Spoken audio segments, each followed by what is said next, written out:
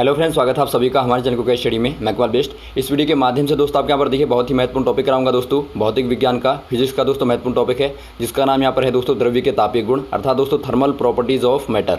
इसके आधार पर दोस्तों बहुत सारे क्वेश्चन एग्जाम में आते हैं, तो आप इनको आराम से तैयार कर लेंगे दोस्तों।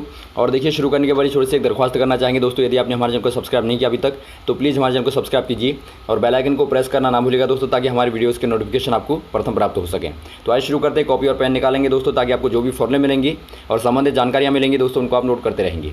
देखिए दोस्तों पहला क्वेश्चन यहाँ पर आपको क्या दिखता है, ताप जो कि सेल्सियस और फ़ारेनहाइट पैमाने में बराबर होता है दोस्तों, वो क्या कहलाता है, वो कौन सा वाला होता है। ये आपका 0 होगा, माइनस यहाँ पर 30 डिग्री होगा, या 40 डिग्री होगा, या 50 डिग्री होगा। यहाँ पर देखिए दोस्तों आपका ऑप्शन नंबर जो 3 वाला दिखता है, ये आपका दोस्तों -40 होगा। आपको पता है -40 में दोस्तों दोनों ही बराबर होते हैं, F और दोस्तों आपके C दोनों बराबर होते हैं। तो यहाँ पर आपका दोस्तों क्या हो जाएगा, -40 हो जाएगा। तो ये दोस्तों आपका सही हो जाएगा। अगला क्वेश्चन यहाँ पर देखिए दोस्तों, केल्विन पैमाने पर पानी का हिमांक क्या होता है। दोस्तों यहाँ पर देखिए हिमांक मतलब आपको पता होगा, जो आपका फ्रीजिंग पॉइंट होता है दोस्तों, वो यदि आप सेल्सियस में बात करें तो आपका 0 डिग्री सेंटीग्रेड होता है।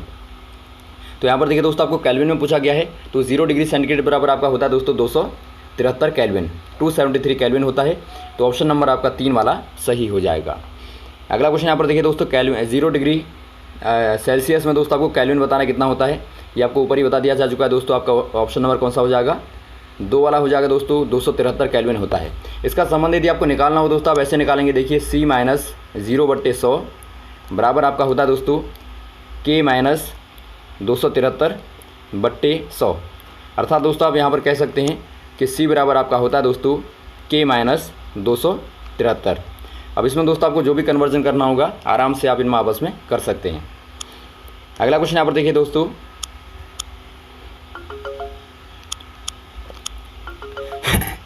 अगला क्वेश्चन यहाँ पर देखिए दोस्तों, सेल्सियस तथा फ़ारेनहाइट पैमाने में संबंध क्या होता है। अब दोस्तों यहाँ पर देखिए ऊपर आपने देखा केल्विन और फ़ारेनहाइट में दोस्तों। अब यहाँ पर आपको पूछा गया सेल्सियस और फ़ारेनहाइट पैमाने में संबंध। दोस्तों यहाँ पर देखिए आपको तीनों पैमानों में संबंध बता देते हैं, उसके आधार पर दोस्तों आप निकाल लेंगे। ये आपका होता है दोस्तों C माइनस 0/100। दोस्तों यहाँ पर देखिए नीचे आपका जो आता है, नीचे अपॉन में जो आता है दोस्तों आपका, ये खानों की संख्या होती है। नीचे आपका 100 है तो आपका 100 खाने दोस्तों सेल्सियस पैमाने में होते हैं। और वैसे ही दोस्तों केल्विन में आपका K माइनस 273 दोस्तों केल्विन पैमाने में भी आपके 100 खाने होते हैं। और वैसे ही दोस्तों बराबर आपका F माइनस 32/180, तो इसमें दोस्तों आपके 180 खाने होते हैं। और यहाँ पर देखिए दोस्तों आपका जो 0 है और जो आपका 273 है दोस्तों, और आपका 32 है 32 है, ये आपके नीचे वाले पॉइंट हैं। अर्थात दोस्तों जो आपका सबसे नीचे वाला पॉइंट होता है वो आपका 0 होता है सेल्सियस में। और वैसे दोस्तों केल्विन में आपका 273 होता है और फ़ारेनहाइट में आपका 32 होता है। कभी कभी पूछ लिया जाता है, तो आप ध्यान देंगे जो आपके नीचे वाले पॉइंट होते हैं दोस्तों, वो आपके यहाँ पर माइनस करते हैं आप, और बट्टे में दोस्तों आप खानों की संख्या करते हैं। अर्थात जितने भी आपके दोस्तों उसमें खाने होंगी उनको दोस्तों आप भाग दे देते हैं, तो इससे आपको कन्वर्जन करने में आसानी होती है। अब देखिए आपको पूछा क्या गया, आपको सेल्सियस और फ़ारेनहाइट में पूछा गया है, तो आप केवल दोनों को ले लेंगे। C माइनस 0 बट्टे खानों की संख्या नीचे 100 हो जाएगी, बराबर दोस्तों F माइनस 32 आपका नीचे वाला होता है, 32 आपका होता है नीचे वाला, बट्टे खानों की संख्या 180 हो जाएगी। तो इससे दोस्तों आप कन्वर्जन कर लेंगे। तो यहाँ पर आपका देखिए आप सॉल्व करेंगे तो आपको क्या मिलेगा, तो C माइनस 0 तो आपका C हो जाएगा, और C/100 आपका दोस्तों यहाँ पर देखिए 100 को आप यदि ऊपर डाल दें तो आपका क्या बनेगा, देखिए C बराबर आपका हो जाएगा दोस्तों 100/180 180, और F माइनस 32 ये आपका हो जाएगा। अब दोस्तों यहाँ पर देखिए जब आप काटेंगे इनको ऊपर नीचे तो आपका 10/18 अर्थात दोस्तों 5/9 आपका आ जाएगा। तो 5/9 F माइनस 32 आपका आ जाएगा। तो ऑप्शन नंबर आपका दोस्तों B वाला देखता है, तो B वाला आपका सही हो जाएगा। अगला क्वेश्चन यहाँ पर देखिए दोस्तों, केल्विन पैमाने पर पानी का क्वथनांक क्या होता है। अब दोस्तों यहाँ पर देखिए जब पानी का क्वथनांक आपको निकालना होता है दोस्तों, जहाँ पर पानी उबलता है उसे आप बोलते हैं क्वथनांक। तो यहाँ पर देखिए दोस्तों आपका सेल्सियस पैमाने में क्वथनांक का मान होता है 100 डिग्री सेंटीग्रेड। तो केल्विन में आप बदलेंगे दोस्तों आपका क्या हो जाएगा, केल्विन में आपका दोस्तों हो जाएगा K बराबर 273 प्लस 100 कर देंगे आप, तो ये दोस्तों आपका 373 आ जाएगा, 373 आ जाएगा दोस्तों केल्विन में। तो ऑप्शन नंबर आपका A वाला सही हो जाएगा। तो केल्विन में आपका बॉइलिंग पॉइंट जो होता है जल का, वो आपका 373 होता है। अगला क्वेश्चन यहाँ पर देखिए दोस्तों, एक आदर्श गैस थर्मामीटर द्वारा मापा गया ताप व्यंजन दोस्तों आपको यहाँ पर दिया थीटा दोस्तों आपका ताप है, आप T भी कह सकते हैं और थीटा भी आप दोस्तों कह सकते हैं। तो टेम्परेचर बराबर आपको दिया दोस्तों PT माइनस P0 बट्टे P100 माइनस P0 गुणा 100 द्वारा दिया गया है। तो आपको दोस्तों यहाँ पर देखिए ताप 0 डिग्री पर बताना है। दोस्तों यहाँ पर देखिए यह एक पैमाना है दोस्तों, जो आपका स्थिर आयतन वायु दाब कहलाता है। अर्थात दोस्तों स्थिर आयतन पर दोस्तों आपने वॉल्यूम को कांस्टेंट रख के यहाँ पर आपने लिया है, Pt और P0 दोस्तों आपके यहाँ पर देखिए Pt, P0 और P100 आपका क्या है, C बराबर दोस्तों आपका तापमान जो आपका होता है वो आपने दोस्तों यहाँ पर देखिए एक बार T लिया है, एक बार आपने 0 डिग्री लिया है और एक बार दोस्तों आपने 100 डिग्री सेंटीग्रेड लिया है। तो ये जो आपका पैमाना होता है दोस्तों काहे में होता है, डिग्री सेंटीग्रेड में होता है। तो यहाँ पर आप कह देंगे दोस्तों डिग्री सेंटीग्रेड आपका सही हो जाएगा, सेल्सियस आपका सही हो जाएगा। ऑप्शन नंबर चौथा वाला आप टिक कर देंगे दोस्तों। अगला क्वेश्चन यहाँ पर देखिए दोस्तों, आदर्श गैस के लिए रुद्धोष्म प्रक्रम में ताप T तथा दाब P में दोस्तों आपको संबंध बताना है। सबसे पहले दोस्तों आपको यहाँ पर देखिए रुद्धोष्म प्रक्रम के बारे में पता होना चाहिए। इसे दोस्तों आप एडिबैटिक भी बोलते हैं। एडिबैटिक दोस्तों सिस्टम आपका होता है। ये सिस्टम दोस्तों ऐसा होता है उष्मागतिकी का ऐसा सिस्टम दोस्तों, इसमें क्या होता है आपका जो अंदर की ऊष्मा है वो आपकी बाहर नहीं जानी चाहिए और ना ही दोस्तों बाहर की ऊष्मा अंदर आनी चाहिए।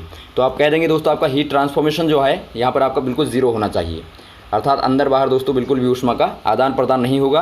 तो ऐसे प्रक्रम को दोस्तों आप बोलते हैं रुद्धोष्म प्रक्रम। एक होता है दोस्तों आपका समतापी प्रक्रम। उसमें क्या होता है दोस्तों, उसमें आपका तापमान समान रहना चाहिए। यदि आप जब निकाय को बढ़ाते हैं, मान लीजिए आपने दाब को बढ़ाया, P को बढ़ाया दोस्तों, आपने विस्तार किया P में या फिर आपने आयतन में विस्तार किया, तो आपका जो ताप है दोस्तों वो बिल्कुल निकाय का समान रहना चाहिए। तो वो दोस्तों आपका समतापी प्रक्रम कहलाता है और ये दोस्तों आपका रुद्धोष्म प्रक्रम कहलाता है। तो यहाँ पर देखिए दोस्तों रुद्धोष्म प्रक्रम में यदि आप बात करें, आपको पूछा गया है T और P में संबंध। तो इनमें संबंध जो आपका होता है दोस्तों वो आपका होता है T की पावर गामा बट्टे P गामा -1। अब दोस्तों यहाँ पर देखिए जो आपका गामा है, गामा क्या है, ये दोस्तों आपका ऊष्मीय प्रसार गुणांक है। ऊष्मीय प्रसार गुणांक मतलब दोस्तों जो ऊष्मा देने के बाद में जो भी निकाय में दोस्तों प्रसार होता है उसे आप बोलते हैं ऊष्मीय प्रसार गुणांक। जो ऊष्मा के बाद में दोस्तों प्रसार होता है अर्थात एक्सपेंशन होता है उसे आप दोस्तों प्रसार बोलते हैं। तो ये आपको पता होना चाहिए। तो ऑप्शन नंबर कौन सा हो जाएगा दोस्तों, ऑप्शन नंबर आपका पहला वाला दिखता है दोस्तों, पहला वाला आपका सही हो जाएगा। ये दोस्तों आपका क्या होता है, नियतांक होता है, अर्थात दोस्तों आप बराबर के भी इसको कह सकते हैं, इतना बराबर आप के भी कह सकते हैं। के बराबर कांस्टेंट आपका होता है अर्थात नियतांक होता है। वैसे दोस्तों कभी कभी पूछ लिया जाता है कि बताइए दाब और आयतन में क्या संबंध होता है। इसी प्रक्रम में रुद्धोष्म प्रक्रम में दोस्तों दाब और आयतन में क्या संबंध होता है। इसमें दोस्तों आपका P V की पावर गामा बराबर कांस्टेंट होता है। तो ये दोस्तों आपका दोनों में संबंध होता है। अगला क्वेश्चन यहाँ पर देखिए दोस्तों, किसी ताप पर आदर्श गैस के अणुओं में होता है। दोस्तों यहाँ पर देखिए यदि आप आदर्श गैस के अणुओं की बात करें तो आपने किसी ताप टेम्परेचर T पे दोस्तों आपने देखा, तो उस समय दोस्तों क्या कौन सी वाली ऊर्जा होगी आपको बताना है। केवल गतिज ऊर्जा, केवल स्थितिज ऊर्जा, दोनों, इनमें से कोई नहीं। इसमें दोस्तों उस समय देखिए जब आप कोई ताप देते हैं तो केवल वहाँ पर दोस्तों गतिज ऊर्जा होती है, अर्थात दोस्तों केवल काइनेटिक एनर्जी होती है। तो ऑप्शन नंबर आपका ए वाला सही हो जाएगा। अगला क्वेश्चन यहाँ पर देखिए दोस्तों, आदर्श गैस के लिए गामा बराबर CB/CV आपको बताना है क्या होगा। दोस्तों यहाँ पर देखिए आपने अभी गामा देखा दोस्तों, जो आपका ऊष्मीय प्रसार गुणांक होता है दोस्तों, ये आपका देखिए अनुपात होता है दोस्तों आपका CB/CV का। CB/CV होते क्या है दोस्तों, आप समझिए इनको। ये दोस्तों आपका यहाँ पर देखिए पहला वाला CB जो आपका होता है दोस्तों, ये समान दाब पर अर्थात कांस्टेंट दाब पर दोस्तों ऊष्मीय प्रसार गुणांक होता है। ऊष्मीय प्रसार गुणांक की धारिता भी आप बोल सकते हैं दोस्तों। ऊष्मीय प्रसार गुणांक की धारिता आपकी होती है यहाँ पर समान दाब पर CP, और वैसे ही दोस्तों ऊष्मीय प्रसार गुणांक की धारिता होती है CV, यहाँ पर आपके दोस्तों समान आयतन पर। तो इस प्रकार से दोस्तों आप इनको बोलते हैं CP और CV। और आपको पता होगा दोस्तों किसी भी गैस में जब आप ऊष्मा का प्रसार करते हैं, गैस में दोस्तों जब आप ऊष्मा का प्रसार करेंगे, विशिष्ट ऊष्मा का प्रसार करेंगे, तो दो तरह से होती है दोस्तों। पहला होता है कि आप दाब को कांस्टेंट कर दें तो वो आपका CP हो जाएगा, और दूसरा होता है दोस्तों आप यदि आयतन को कांस्टेंट कर दें तो तब भी दोस्तों आप प्रसार कर सकते हैं। तो ये दो तरीके होते हैं दोस्तों, इन्हीं को आप बोलते हैं CB/CV। तो आपको समझ में आ गया होगा। अब यहाँ पर देखिए दोस्तों इनमें संबंध क्या होता है। इनमें संबंध होता है दोस्तों आदर्श गैस के लिए आपका CP - CV बराबर दोस्तों R होता है। तो ये आपको पता होना चाहिए, अर्थात यहाँ से आप कह सकते हैं दोस्तों आपका CP बराबर क्या होता है, R + CV हो जाएगा। आपने पक्षांतर कर दिया, तो इस वैल्यू को दोस्तों आप यहाँ पर रख के नया मान निकाल सकते हैं। तो यहाँ पर देखिए दोस्तों आपका यदि आप यहाँ पर रख दें इस फॉर्मूले में, तो आपको क्या मिलेगा दोस्तों, गामा बराबर CP की जगह पर दोस्तों आप रख देंगे R + CV, और बट्टे दोस्तों आपका CV पहले से है। तो भाग देने पर दोस्तों आपको क्या मिलेगा, देखिए भाग देने पर पहले वाले में दोस्तों आपका अलग अलग करने पर, सेपरेट करने पर R/CV, और प्लस दोस्तों CB/CV करेंगे तो ये दोस्तों आपका देखिए CB/CV वाला आपका 1 हो जाएगा ये वाला, और ये दोस्तों आपका R/CV हो जाएगा। तो कौन सा दिखता है दोस्तों आपको देखिए ऑप्शन नंबर 2 वाला दिखता है 1 + R/CV। तो ये दोस्तों आपका 2 वाला सही हो जाएगा। तो दोस्तों आपको पता होना चाहिए, आप याद रखेंगे दोस्तों आपका CP - CV बहुत बार पूछा जाता है, बराबर R होता है एक आदर्श गैस के लिए दोस्तों। R जहाँ पर क्या है दोस्तों, गैस का दोस्तों कांस्टेंट होता है, जो आपका सार्वत्रिक नियतांक होता है दोस्तों गैसों का, वो आपका R यहाँ पर है। अगला क्वेश्चन यहाँ पर देखिए दोस्तों, हीलियम गैस के लिए CP तथा CV का अनुपात क्या होगा। यहाँ पर CB/CV है, अर्थात CB/CV दोस्तों आपको बताना है। एक हीलियम गैस के लिए दोस्तों ये आपका यहाँ पर होता है 5/3, आप याद रखेंगे। तो ऑप्शन नंबर आपका चौथा वाला सही हो जाएगा। अगला क्वेश्चन यहाँ पर देखिए दोस्तों, वास्तविक प्रसार गुणांक का सूत्र क्या होता है। वास्तविक प्रसार गुणांक को समझिए दोस्तों। पहले यहाँ पर देखिए आयतन में आपको प्रसार गुणांक बताना है। दोस्तों देखिए प्रसार का मतलब होता है फैलना, अर्थात एक्सपेंशन होता है दोस्तों। जब आप ताप देते हैं किसी भी निकाय को, मान लीजिए आपने कोई निकाय का आयतन ले लिया V है, अब इसे दोस्तों आपने ताप दिया, टेम्परेचर दिया दोस्तों, T टेम्परेचर दिया, डेल्टा T टेम्परेचर दिया दोस्तों, तो इसके आयतन में मान लीजिए आपका डेल्टा V की वृद्धि हो गई, अर्थात एक्सपेंशन हो गया। तो इसे आप कहते हैं दोस्तों आयतन में प्रसार। अब यहाँ पर देखिए दोस्तों आयतन में प्रसार को आप कैसे दिखाते हैं। जो प्रसार हुआ है डेल्टा V दोस्तों, ये डिपेंड करता है, डायरेक्टली प्रोपोर्शनल होता है जो दिया गया टेम्परेचर होता है T के, और दोस्तों डेल्टा V डायरेक्टली प्रोपोर्शनल होता है जो आयतन है V के, अर्थात इन दोनों पर दोस्तों डिपेंड करता है। तो इसीलिए आप इनको अनुक्रमानुपाती बोलते हैं। अब दोस्तों यहाँ पर देखिए दोनों को एक साथ में यदि आप लिखेंगे, डेल्टा V डायरेक्टली है आपका T के और डेल्टा V यहाँ पर डायरेक्टली है V के, तो दोस्तों आप इन दोनों को एक साथ लिखेंगे तो आपका डेल्टा V डायरेक्टली हो जाएगा V डेल्टा T के, ये आपका हो जाएगा V डेल्टा T। अब दोस्तों यदि आप प्रोपोर्शनल को यहाँ पर हटाते हैं तो यहाँ पर आपका एक कांस्टेंट आता है। आपको पता होगा जब भी आप दोस्तों प्रोपोर्शनल को हटाएंगे साइन को तो आपको एक नियतांक मिलता है। तो आप मान लेंगे दोस्तों डेल्टा V बराबर गामा V डेल्टा T। तो यहाँ पर देखिए दोस्तों आपका जो गामा है ये आपका प्रसार गुणांक कहलाता है। अब यहाँ पर देखिए दोस्तों गामा बराबर क्या हो जाएगा, गामा बराबर आपका हो जाएगा दोस्तों डेल्टा V बट्टे दोस्तों V डेल्टा T। तो ये दोस्तों आपके यहाँ पर गुणांक का मान आता है। अब यहाँ पर देखिए दोस्तों, यहाँ जो ऑप्शन में आपको दिया है यहाँ पर आपका तापमान की जगह पर आपका दोस्तों T की बजाय थीटा लिया है, तो इसमें कोई कन्फ्यूजन करने वाली बात नहीं है। तो आप यहाँ पर थीटा मान लेंगे तो आपका वही फॉर्मूला बन जाएगा। तो ऑप्शन नंबर पहला वाला देखता है दोस्तों, आपको पहला वाला आपका सही हो जाएगा, डेल्टा V बट्टे V इंटू डेल्टा T। अगला क्वेश्चन यहाँ पर देखिए दोस्तों, पानी का घनत्व अधिकतम कहाँ पर होता है। बहुत ही अच्छा क्वेश्चन है दोस्तों, बहुत पूछा जाने वाला क्वेश्चन है। पानी के घनत्व में यदि आप देखें दोस्तों, पानी का आपको पता होगा असामान्य प्रसार होता है, अर्थात दोस्तों इसमें क्या होता है देखिए, यदि आप दोस्तों इसका ताप देखेंगे और यहाँ पर दोस्तों आप आयतन को लें, वॉल्यूम आयतन को लें, तो आप देखते हैं दोस्तों ये इस प्रकार से बढ़ता है, अर्थात पहले घटेगा 4 पे दोस्तों आपका न्यूनतम होता है, 4 पे दोस्तों यहाँ पर देखिए न्यूनतम 4 डिग्री सेंटीग्रेड पर आपका न्यूनतम आयतन होता है, आप याद रखेंगे, और उसके बाद दोस्तों फिर बढ़ता जाता है ऊपर को। तो यहाँ पर देखिए असामान्य प्रसार कहते हैं। कभी कभी क्वेश्चन आता है कि बताइए द्रव का प्रसार, जल का प्रसार कैसा होता है, तो आप कहेंगे दोस्तों असामान्य होता है। यहाँ पर आपका नीचे को गया फिर आपका ऊपर को चला गया। और वैसे दोस्तों यदि आप घनत्व को देखें, यहाँ पर ताप लिया आपने और यहाँ पर आपने घनत्व डेंसिटी ले ली दोस्तों, तो इस प्रकार से आपका होता है दोस्तों, कुछ इस प्रकार से यूँ होता है। यहाँ पर दोस्तों जो 4 है, यहाँ पर 4 डिग्री सेंटीग्रेड पे अधिकतम अर्थात मैक्सिमम दोस्तों घनत्व होता है, डेंसिटी होती है। तो आप याद रखेंगे 4 डिग्री सेंटीग्रेड पे दोस्तों मैक्सिमम डेंसिटी और मिनिमम वॉल्यूम होता है।